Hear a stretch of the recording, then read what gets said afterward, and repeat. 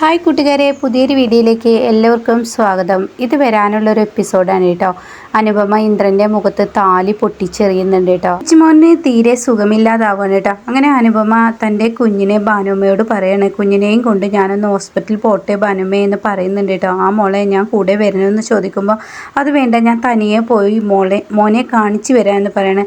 അങ്ങനെ അനുപമ ഒരു ഓട്ടോയൊക്കെ പിടിച്ച് തൻ്റെ കുഞ്ഞിനെ കാണിക്കാൻ വേണ്ടി ഹോസ്പിറ്റലിൽ എത്താണ്. ഈ സമയം ഡോക്ടറെ കാണാൻ വേണ്ടി വെയിറ്റ് ചെയ്തും കൊണ്ടിരിക്കുകയാണ് കേട്ടോ. അപ്പോഴാണ് ഒരു സിസ്റ്റർ വന്ന് വിളിക്കുന്നത്, കുഞ്ഞിനെ വിളിക്കുന്നുണ്ട് ഡോക്ടർ പരിശോധനയ്ക്ക് എന്ന് പറഞ്ഞിട്ട്. അനുപമ ഡോക്ടറുടെ റൂമിലോട്ട് കയറുന്നുണ്ട് കേട്ടോ. ആ സമയമാണ് ഹർഷ അങ്ങോട്ടേക്ക് വരുന്നത്. അപ്പോൾ ആ ഹർഷയുടെ കൂടെ ഇന്ദ്രനും ഉണ്ട് കേട്ടോ. അപ്പോൾ അതിനുള്ള കാരണം സുശീല തന്നെയാണ് കേട്ടോ. ഹർഷയെ ഹോസ്പിറ്റലിലോട്ട് കൊണ്ടുപോകേണ്ടത് ഇന്ദ്രൻ തന്നെയാണെന്നുള്ള സുശീല പറയുന്നുണ്ട് കേട്ടോ. അങ്ങനെ ഹർഷയെ രവി ഏകദേശം കൈയൊഴിഞ്ഞതുപോലെയായി. പല സൂചനകളും രവിക്ക് ഇങ്ങനെ കിട്ടിത്തുടങ്ങുമ്പോൾ രവിക്ക് വലിയ വെറുപ്പായി തുടങ്ങുകയാണ് ഹർഷയോട്. അങ്ങനെ ഹർഷയ്ക്ക് തീരെ സുഖമില്ലാതാവുകയാണ്. ചെറിയൊരു പെയിനൊക്കെ ഇങ്ങനെ ചെറുതായിട്ട് വന്നു തുടങ്ങുകയാണ്. ആ സമയമാണ് ഹർഷ സുശീലയെ വിളിക്കുന്നത് കേട്ടോ. അപ്പോൾ ഈ സമയം സുശീലയെ വിളിക്കുമ്പോൾ സുശീലയാണെങ്കിലും മനഃപൂർവ്വം ഹർഷയിൽ നിന്ന് ഒഴിവാവുകയാണ്. അപ്പോൾ ഹർഷ ചോദിക്കുന്നുണ്ട്, ആൻറ്റി വരില്ലേ എന്ന് ചോദിക്കുമ്പോൾ എനിക്ക് വരാൻ കഴിയില്ല മോളെ, കാരണം നീ ഒരു പണി ചെയ്യും, ഇന്ദ്രനെ വിളിക്കുക, ഞാൻ ഇന്ദ്രനെ പറഞ്ഞേക്കാം എന്ന് പറയുമ്പോൾ അതിന് ഇന്ദ്രൻ എൻ്റെ കൂടെ വരുമോ എന്ന് ചോദിക്കാൻ കേട്ടോ. തീർച്ചയായും വരും, എനിക്ക് വരാൻ കഴിയാത്തത് കൊണ്ടല്ല, ഞാൻ വരാതിരിക്കുന്നതാണ്. കാരണം ഞാൻ വരാതിരുന്നാലാണ് ഹർഷയെ നിൻ്റെ കൂടെ ഇന്ദ്രൻ വരികയുള്ളൂ എന്ന് പറയണ്ട. അപ്പോൾ അത് കേൾക്കുന്ന ഹർഷ പറയുന്നത്, ആൻറ്റി കൊള്ളാലോ, ഇത് നല്ല ഐഡിയ. എന്തായാലും ആൻറ്റിയുടെ ഹെൽപ്പ് ഇല്ലായിരുന്നെങ്കിൽ എൻ്റെ കുഞ്ഞിൻ്റെ അച്ഛനെ കിട്ടില്ല എന്ന് പറയണ്ട. ആ മോളെ, നീ എന്തായാലും അവിടെ സമാധാനത്തോടു കൂടി ഇരുന്ന് ഹോസ്പിറ്റലിലോട്ട് എത്താൻ നോക്ക്, അപ്പോഴേക്കും ഇന്ദ്രൻ അവിടെ എത്തിയിരിക്കും എന്ന് പറയണ്ട. അങ്ങനെ ഹർഷ ഡ്രസ്സൊക്കെ മാറി ഹോസ്പിറ്റലിൽ പോകാൻ ഒരുങ്ങുകയാണ്. ഇതേ സമയം ഇന്ദ്രനാണെങ്കിൽ അവിടെ ഇങ്ങനെ ഇരിക്കുന്നുണ്ടാവും. അപ്പോൾ ഇന്ദ്രനോട് ചെന്നിട്ട് സുശീല പറയണം, മോനെ നീ ഒന്ന് ഹർഷയും കൊണ്ട് ഹോസ്പിറ്റലിലോട്ട് പോവോ? അമ്മേ, വെറുതെ അമ്മ പ്രശ്നം ഉണ്ടാക്കരുത് കേട്ടോ, സത്യൻ്റെ സ്വഭാവം അമ്മയ്ക്ക് അറിയുന്നതല്ലേ, ഓരോ പ്രശ്നങ്ങൾ ഓരോരുത്തരെ കൊണ്ട് പറയിപ്പിക്കാൻ നിൽക്കേണ്ട. ഇപ്പോൾ ഈ വീട്ടിൽ ഇത്രയും വലിയൊരു വഴക്ക് കഴിഞ്ഞു പോയതാണ്, ഇനി വീണ്ടും ഒരു പ്രശ്നത്തിന് ഇടയാക്കണമെന്ന് ചോദിക്കുമ്പോൾ, എടാ നീ ഒരു കാര്യം ചിന്തിക്കണം, നിന്നെ എല്ലാവരും ഇപ്പോൾ കൈയൊഴിയുകയാണ്. നിൻ്റെ അനിയനായ സത്യനും സോനിയും ഒക്കെ നിന്നെ കൈയൊഴിഞ്ഞു. പിന്നെ നിൻ്റെ ഭാര്യ, അവൾക്കാണെങ്കിലോ നീ പെട്ടെന്ന് കട്ടിലങ്ങ് കാലിയാക്കിയാൽ മതിയായിരുന്നു എന്ന ആ തോന്നലിലാണ് അവൾ നടന്നിരുന്നത്. കാരണം രവി ആ സ്ഥാനത്തോട്ട് കയറ്റാൻ, അതാണ് അവൾ ചെയ്തിരിക്കുന്നത്. പിന്നെ നിന്നെ ആവശ്യമില്ലാത്ത നിൻ്റെ ഭാര്യയെയും നാട്ടുകാരെയും പേടിച്ച് നീ എന്തിനു നടക്കണം? നീ ഹർഷയ്ക്ക് വേണ്ടി വല്ലതും ചെയ്തോ? ഹർഷയിൽ നിന്നാവുമ്പോൾ നിനക്ക് നാളെ വല്ല കാര്യവും ഉണ്ടാവും. കാരണം ഇപ്പോൾ നീ കടയില്ലാതെ ഇരിപ്പാണ്, നിനക്ക് കട പോലും ഇല്ല, അത് നീ ചിന്തിക്കണം എന്നൊക്കെ ഇങ്ങനെ പറയണേട്ടോ. അമ്മ എന്തിനാണ് എന്നെ വീണ്ടും കുരുക്കിലാക്കുന്നത്? ഇല്ലടാ, ഇതിൻ്റെ പേരിൽ ഒരു പ്രശ്നവും വരാനില്ല, ഇപ്പോൾ വന്നതിനേക്കാൾ മുകളിൽ എന്ത് പ്രശ്നമെന്ന് ചോദിക്കാനായിട്ട്. അമ്മ, കാര്യങ്ങൾ കൈവിട്ടു പോകുന്ന അവസ്ഥയിലോട്ട് അമ്മ എത്തിക്കരുത്. നാട്ടുകാരുടെയും മറ്റുള്ളവരുടെയൊക്കെ മുന്നിൽ നമുക്ക് തല പൊന്തിക്കാനാവാതെ തല കുനിച്ച് നിൽക്കേണ്ട ആ ഒരു അവസ്ഥ എത്തും. അത് നമുക്കറിയാലോ. ഹർഷ വയറ്റിൽ കൊണ്ട് നടക്കുന്ന ആ കുഞ്ഞ് അത് ചോദ്യചിഹ്നമായി മാറും എന്ന് പറയുമ്പോൾ, എടാ നിൻ്റെ തോന്നലാണ്, ഒന്നല്ലെങ്കിൽ ഹർഷ പറയുന്നത് പോലെ നിൻ്റെ ചോരയല്ലടാ, ആ വിച്ചുമോൻ്റെ പോലെ തന്നെയല്ലടാ നിൻ്റെ കുഞ്ഞ്. വിച്ചുമോനും ആ കുഞ്ഞും ഒരുപോലെയാണ് അമ്മേ, അത് നിൻ്റെ തോന്നലാണ്, നീ ചെല്ലെന്ന് പറയണേട്ടാ. അങ്ങനെ ഇന്ദ്രൻ സുശീലയുടെ വാക്കും കേട്ട് ഹർഷയുടെ കൂടെ ചെല്ലണം കേട്ടോ. അങ്ങനെ ഈ സമയമാണെങ്കിൽ അനുപമ ഹോസ്പിറ്റലിൽ ഇങ്ങനെ കയറി ഡോക്ടറുടെ കുഞ്ഞിനെ ഇങ്ങനെ പരിശോധിച്ചും കൊണ്ടിരിക്കുകയാണ്. അപ്പോൾ ഡോക്ടർ പറയുന്നത് കുഞ്ഞിന് കുഴപ്പമൊന്നുമില്ല, ചെറിയൊരു കഫക്കെട്ടുണ്ട്, അത്രയേ ഉള്ളൂ, പേടിക്കാനൊന്നുമില്ല, മരുന്നൊക്കെ എഴുതിയിട്ടുണ്ട്, പോയിക്കോളൂ എന്ന് പറയണം കേട്ടോ. അങ്ങനെ അനുപമ വിച്ചുവിനെയും കൊണ്ട് പുറത്തിറങ്ങുന്ന സമയത്താണ് ഹർഷ അവിടെ ഇങ്ങനെ ഇരിക്കുന്നുണ്ടാവും കേട്ടോ. ഹർഷയെ കാണുമ്പോൾ അനുപമക്ക് രണ്ട് കൊടുക്കണം എന്നുള്ള ഒരു തോന്നൽ വരും. ഇവളെ ഇങ്ങനെ വെറുതെ വിടാൻ പറ്റില്ല, ഇവളെ ചോദ്യം ചെയ്തിട്ട് തന്നെ കാര്യം.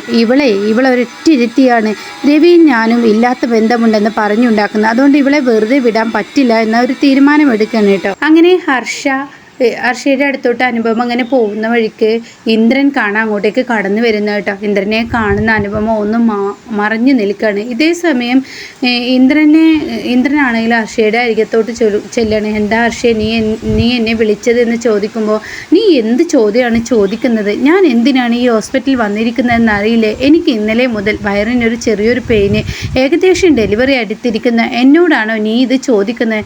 എന്താ ഹർഷയെ നീ എന്നെ എപ്പോഴും ഇങ്ങനെ ബുദ്ധിമുട്ടിക്കുന്നത്? ഞാൻ നിന്നെ അല്ലാതെ വേറെ ആരെ ബുദ്ധിമുട്ടിക്കണം? എൻ്റെ കുഞ്ഞിൻ്റെ അച്ഛൻ നീയല്ലേ, എൻ്റെ വയറ്റിൽ കിടക്കുന്ന കുഞ്ഞിൻ്റെ അച്ഛൻ നീയല്ലേ, പിന്നെ നിന്നെ അല്ലാതെ വേറെ ആരെയാണെയും ബുദ്ധിമുട്ടിക്കേണ്ടത്? യാതൊരുവിധ അവകാശവുമില്ലാത്ത രവികുമാറിനെയോ എന്ന് ചോദിക്കുമ്പോൾ അത് കേൾക്കുന്ന അനുപമ ആകെ ഞെട്ടിപ്പോന്നിട്ട്, ഈശ്വര താൻ എന്താണ് ഈ കേൾക്കുന്നത്, കേൾക്കാൻ പാടില്ലാത്ത കേട്ടിരിക്കുന്നു എന്ന ആ ഒരു ഇതിൽ താൻ ഭൂമിയിലോട്ട് ഇങ്ങനെ താഴ്ന്നു പോകുന്നത് പോലെ തോന്നാണ്. തനിക്ക് പല സംശയങ്ങളും ഉണ്ടായിരുന്നു. പക്ഷെ ഒരിക്കലും ഇന്ദ്രൻ തന്നെ കബളിപ്പിച്ച് ഇങ്ങനെ ഒരു പ്രവൃത്തി ചെയ്യുമെന്ന് ഇങ്ങനെ അനുപമക്ക് തോന്നുന്നില്ല. അത് വീണ്ടും വീണ്ടും തൻ്റെ മനസ്സിനെ അങ്ങനെ തോന്നിപ്പിക്കുന്നതായിരിക്കാം. തൻ്റെ ഭർത്താവ് തൻ്റെ കുഞ്ഞിൻ്റെ അച്ഛൻ അങ്ങനെ ഒരു തെറ്റിലോട്ട് പോവില്ല എന്നൊരു വിശ്വാസമുണ്ടായിരുന്നു. 10 മാസങ്ങൾക്ക് മുന്നേ താനുമായി യാതൊരു കുഴപ്പവുമില്ലാതെ നിൽക്കുന്ന ആ സമയം തന്നെ കബളിപ്പിച്ച് ഇവളുടെ അടുത്തോട്ട് ഇവളുടെ കിടപ്പറ പങ്കിടാൻ പോയ ആ ഒരു നിമിഷത്തെക്കുറിച്ച് ഇങ്ങനെ അനുപമ ഇങ്ങനെ ആലോചിക്കും. അനുപമക്ക് തന്നെ അനുപമയോട് പുച്ഛം തോന്നുന്നു കേട്ടോ. ഇത്രയും ഒരു വൃത്തികെട്ടവനെയാണല്ലോ ഈശ്വര താൻ ഇത്രയും നാളും ഭർത്താവ് എന്ന് പറഞ്ഞ് കൊണ്ട് നടന്ന് ഇത്രയും ഒരു വൃത്തികെട്ടവനെയാണല്ലോ ഞാൻ എൻ്റെ കുഞ്ഞിൻ്റെ അച്ഛൻ എന്ന് പറയുന്നത് എന്നൊക്കെ ഇങ്ങനെ ചിന്തിച്ച് നിൽക്കുമ്പോൾ ഹർഷ പറയാണ്, എന്താ ഇന്ദ്ര, നിൻ്റെ കുഞ്ഞിനെ ഡോക്ടറെ കാണിക്കേണ്ടത്, നിൻ്റെ കുഞ്ഞിൻ്റെ പ്രസവ സമയത്ത് നീയല്ല അതിൻ്റെ കൂടെ ഉണ്ടാവേണ്ടത്, അല്ലാതെ രവികുമാറാണോ? ഞാൻ പറയുന്നതിൽ എന്തെങ്കിലും തെറ്റുണ്ടോ? ഇപ്പോൾ വെച്ചാണല്ലോ നിനക്ക് എന്നോട് അകൽച്ച. നീ ആരെയാണ് പേടിക്കുന്നത്? നിൻ്റെ ഭാര്യ അനുപമ എന്ന് പറയുന്നവൾ നിന്നെ ഉപേക്ഷിച്ചു പോയി. ഇനി അവളൊരു പ്രസവിക്കുകയില്ല, അവളൊരു മച്ചിയുമാണ്. അതുകൊണ്ട് തന്നെ അവളെ ഇനി എന്തിന് നീ സ്നേഹിക്കണം? പണ്ട് ഞാനെന്ന് വെച്ച നിനക്ക് ജീവനായിരുന്നു. അവളെ കല്യാണം കഴിക്കുമ്പോൾ നീ ഒരു എഗ്രിമെൻറ്റോട് കൂടിയല്ലേ അവളെ കല്യാണം കഴിച്ചത്. അന്ന് നീ അവളെ കബളിപ്പിച്ച് എത്ര തവണ അവളെ നീ നിൻ്റെ ബെഡ്റൂമിൽ കിടത്തിയിട്ട് എൻ്റെ ബെഡ്റൂമിലോട്ട് നീ വന്നിട്ടുണ്ട്. അതൊക്കെ നീ മറന്നുപോയോ? ഇതൊക്കെ ഞാൻ ഈ സമയം നിന്നോട് പറയണോ? പക്ഷേ ഇതൊരു ഹോസ്പിറ്റലാണ്. ഈ സമയം നീ എന്തിനാ ഇതൊക്കെ ഓർമ്മപ്പെടുത്തുന്നത്? അതെ, ഓർമ്മപ്പെടുത്താതിരിക്കാൻ പറ്റില്ല. ചില കാര്യങ്ങൾ നിന്നെ ഓർമ്മപ്പെടുത്തണം. അർഷയെ നിനക്ക് എത്രമാത്രം ഇഷ്ടമായിരുന്നെന്ന് നീ മനസ്സിലാക്കണം. നീ അറിയാത്തത് ഞാൻ ഓർമ്മപ്പെടുത്താണ്. നീ ആരൊക്കെ പേടിച്ചിട്ടാണ് അർഷയെ സ്നേഹിക്കാത്തത്. അർഷയില്ലാതെ ഒരിക്കലും നിനക്ക് കഴിയില്ല എന്ന് എനിക്കറിയാം. ഇത് കേൾക്കുന്ന അനുപമക്ക് ആകെ ഞെട്ടിപ്പോവാണ് കേട്ടോ. ഈശ്വര, തൻ്റെ ആദ്യ രാത്രിയിൽ അന്ന് അയാൾ ഓടിപ്പോയത് എങ്ങോട്ടാണെന്നുള്ള സത്യവും താൻ ആദ്യ രാത്രിയിൽ ആ ബെഡ്റൂമിൽ ഒറ്റയ്ക്ക് കിടന്നതും പിന്നീട് ഉള്ള ആ ഒരു സീനൊക്കെ ഇങ്ങനെ അനുപമ ഓർക്കുമ്പോൾ അനുപമ ഓരോ ദിവസവും ആ വീടിന് വേണ്ടി താൻ ചായയും കാപ്പിയും ഉണ്ടാക്കിയത് ഈശ്വര വെറുതെയായി പോയല്ലോ. ആ വീടിന് വേണ്ടി ഉറക്കമൊഴിച്ച് താൻ പലതും ചെയ്തത്, തൻ്റെ അച്ഛൻ അപമാനിക്കപ്പെട്ടത് ഒക്കെ ഓർക്കുമ്പോൾ അനുപമ മൊത്തത്തിൽ അങ്ങ് ഉറഞ്ഞു തുള്ളണം കേട്ടോ. പിന്നീട് അനുപമ വീട്ടിൽ ചെല്ലണം. ഇതേ സമയം ഭാനുവ ചോദിക്കുന്നുണ്ട്, മോളെ നിനക്ക് എന്താ പറ്റിയത്? നീ എന്താ ഇങ്ങനെ ആകെ ഒരു വെറുങ്ങലിച്ചതുപോലെ? നിനക്ക് എന്തെങ്കിലും കുഴപ്പമുണ്ടോ? ഈ ഭാനുമ്മയോട് പറ, നിനക്ക് പുറത്തു നിന്നും എന്തെങ്കിലും പ്രശ്നം നേരിടേണ്ടി വന്നോ എന്നൊക്കെ ചോദിക്കുമ്പോഴും അനുപമ ഒന്നും മിണ്ടുന്നില്ല കേട്ടോ. അനുപമ ഒന്നും മിണ്ടാതെ കട്ടിലിൽ കിടക്കുന്ന ആ ഒരു സീനായിരിക്കും. തൻ്റെ കണ്ണിൽ നിന്നും ഇതുവരെ ഒഴുകിയ കണ്ണുനീർ തുള്ളികൾ പോലും വരാനില്ല. അങ്ങനെ അനുപമ ആ കട്ടിലിൽ പോയി കിടക്കുമ്പോൾ പലതും തൻ്റെ ആ ഒരു മനസ്സിലിങ്ങനെ അലട്ടിയും കൊണ്ടിരിക്കുകയാണ് കേട്ടോ. തിരിഞ്ഞും മറിഞ്ഞും കിടന്നിട്ടും അന്ന് രാത്രി അനുപമക്ക് ഉറങ്ങാൻ കഴിയുന്നില്ല. അങ്ങനെ തിരിഞ്ഞും മറിഞ്ഞും കിടക്കുന്നതിന് ഇടയിലാണ് തൻ്റെ കഴുത്തിൽ കിടക്കുന്ന താലി തൻ്റെ ദേഹത്ത് കുത്തിത്തിറക്കുന്നത് കേട്ടോ.